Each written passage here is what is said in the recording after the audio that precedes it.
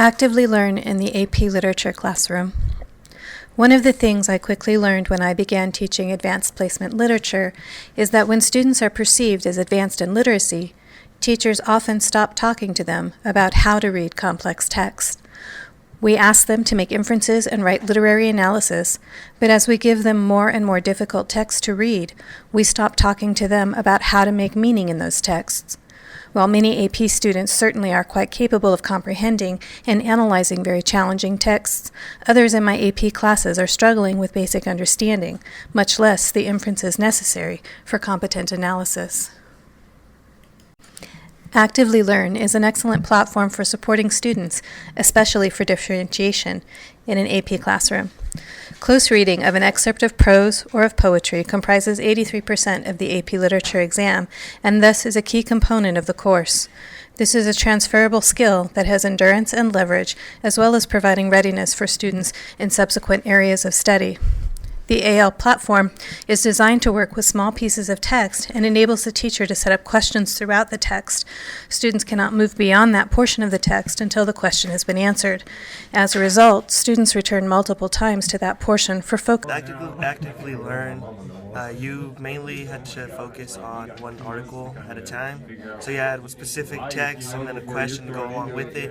And that allowed me to read at a more comprehensive level because I had to spend a little bit more time analyzing the text. And especially when a lot of questions asked you to use evidence, you had to focus just on that text and not any background knowledge or any further knowledge of whatever the text was about. So then you would just pick out details, and it would just help you because you would spend more time just reading it, finding like any syntax that was important. Keeping the student focused there requires multiple rereadings, reinforcing that habit of mind, more connections within that portion of the text, and a more complex understanding of the content. The result of a sum of these sections is an analytical essay of the text with a far deeper understanding of the entire text, supported by insightful specifics throughout. One key feature of Actively Learn that has become particularly important for my students is the differentiation I am able to provide.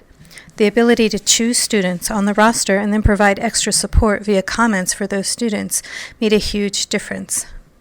It helped me because I have a problem with reading between the lines of the context, and it told me what to look for within the text, and it was really helpful. The flexibility of removing students from or adding students to the support for any given assignment is also incredibly helpful and an easy way to group students and continually reevaluate based on formative assessment. Other features, such as the vocabulary tools, translators, and the ability to send questions directly to the teacher about a particular part of the text, also support students who may be struggling. As our vertical alignment team works to prepare students for AP English classes, close reading and annotation has been the focus of much discussion. Actively Learn appears to be a valuable tool in meeting this need. AL is touted as a reading support, but I found it at least as, if not more useful, as a writing support for my students. Virtually every student I asked mentioned the immediacy of the feedback as a major component in why they like working with Actively Learn. I really liked it just because I like to get immediate feedback right away, so it's fresh in my mind what I wrote and what I was thinking about. And then, because I feel like in class, when we do something and then we get feedback a week later, I have to go through my whole thinking process over again, and that's just going to take time. And then I might not come to the same conclusions I did the first time, so it's not as efficient as Actively Learn was. I also liked how we could go back and revise it and edit it right after we get our feedback back, so we're able to kind of just focus on what we need to do better based off the comments specifically. I can search up, it was defined for me, and also got feedback immediately. If my response was either if it wasn't what my teacher was looking for, she can respond and kind of help me or steer me into the right direction. That's why I really liked Actively Learn. Did you revise your work? Oh, I did revise, yeah. I revised it I remember 3 times for this one question because I just wasn't getting it, but after my teacher gave me a couple hints, I found my own way. Is that more off? Did you revise more on Actively Learn than you usually revise? Yes, definitely. Yeah. Okay, so I never asked you to revise, but you chose to. Yeah. Why is that?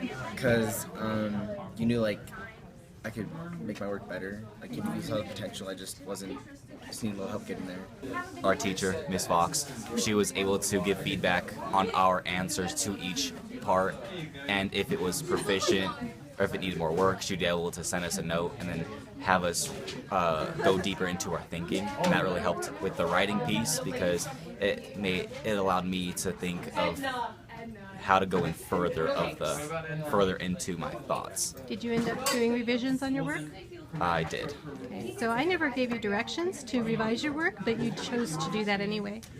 Why did you choose to revise your work, even though I didn't say you had to? Because it would help me out for the AP test, which is what all this was really for, to like really go in deeper level thinking.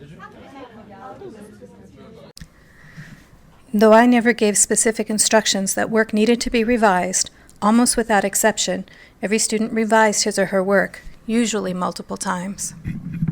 You learn to do that as we actually read the books on our own and everything, to not just try to read it as a whole first, but like break it into parts so you can fully understand each part before you go to the next part. Okay.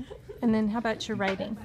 The writing, it helped because they would give us instant grades on it, like within that same day, and then it would tell you like, it was like, I forgot what the scale was, but it kind of made me feel like, because I wasn't getting the proficient, so it kind of made me feel like I had to keep going back until I got whatever grade I needed, and then the comments from the teacher really helped and tell me what I needed to work on for the next part.